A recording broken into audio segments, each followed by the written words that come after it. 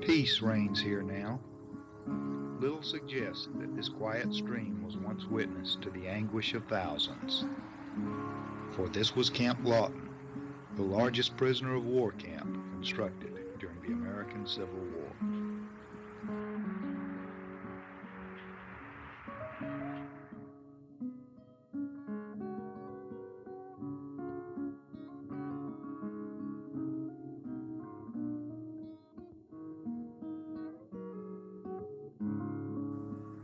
Today, little remains of that era. The stream which once ran through the stockade is now host to a variety of animal species. During warmer seasons, alligators are an ever-present feature. The endangered wood stork feeds between its banks.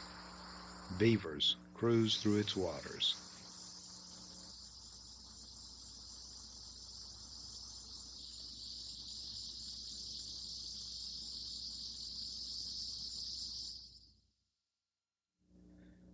Today's haven for wildlife was once the scene of death and suffering.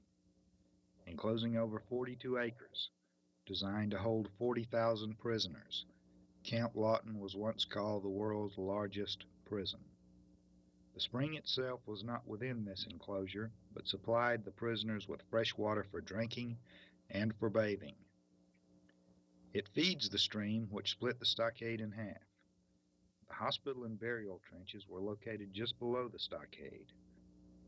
Fort Lawton sat on the high ground above the prison. From these heights, Confederate troops monitored against prisoner revolts and enemy raids.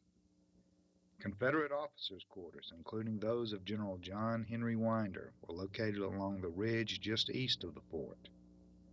About a half mile from the prison was the Central of Georgia Railroad and Lawton Station. Captives arrived here and were marched through the pines and into Camp Lawton.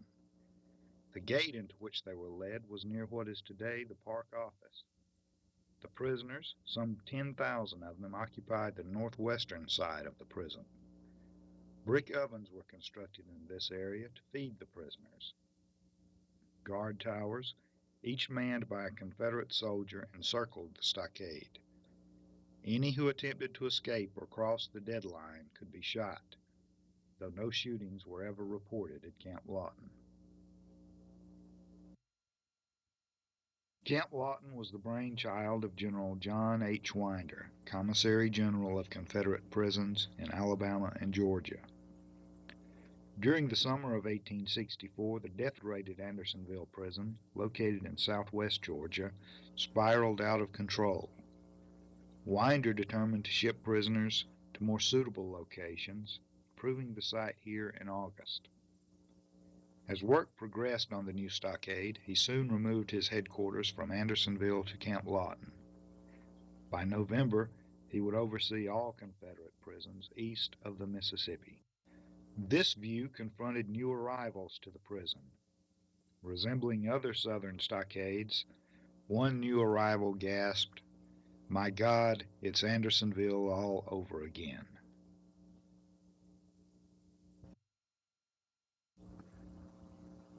The earthen walls of Fort Lawton are the only surviving part of Camp Lawton. Today they stand as some of the best remaining examples of Civil War earthworks.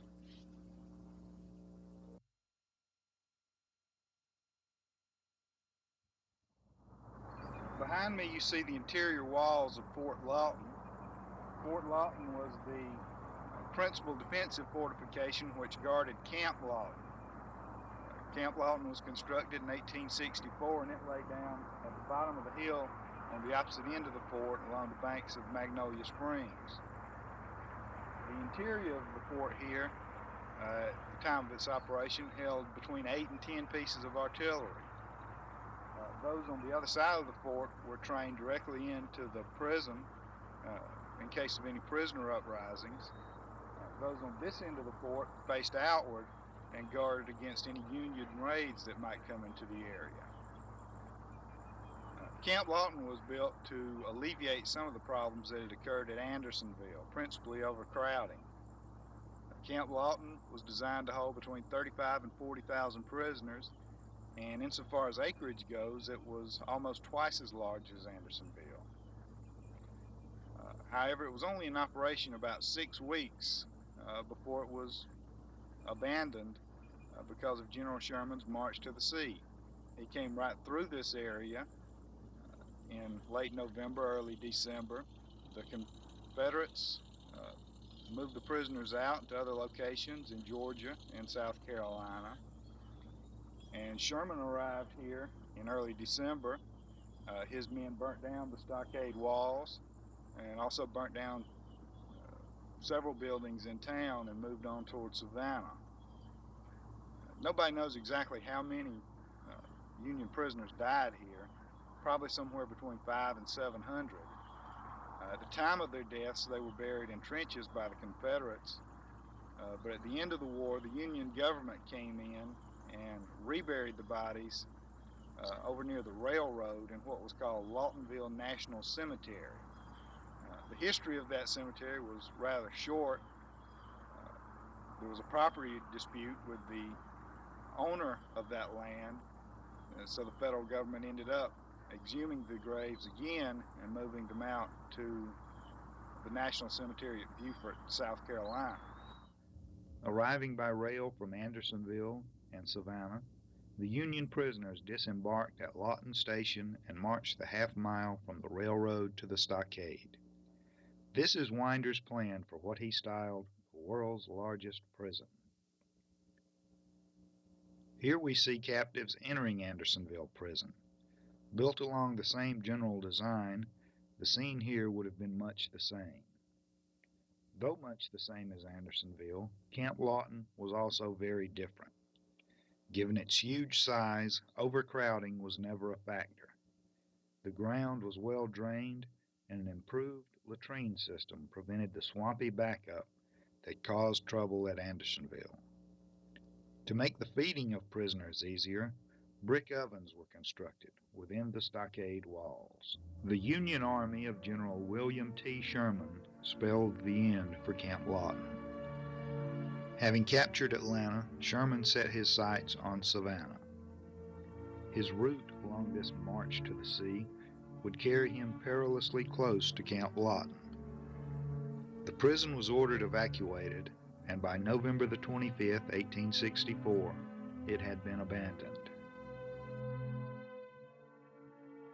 As Sherman's troops neared Millen, Union cavalry under General Judson Kilpatrick faced off against the Southern horsemen of Joseph Wheeler.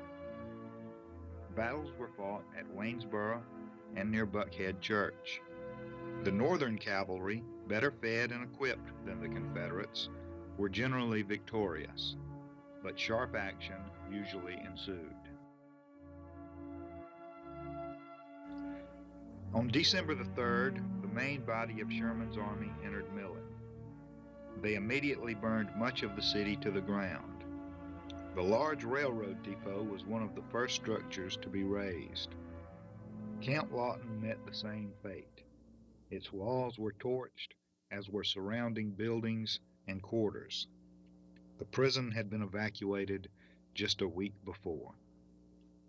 Camp Lawton was in operation from October the 10th through November 25th, 1864. During that time, between 500 and 1,000 Union prisoners died here.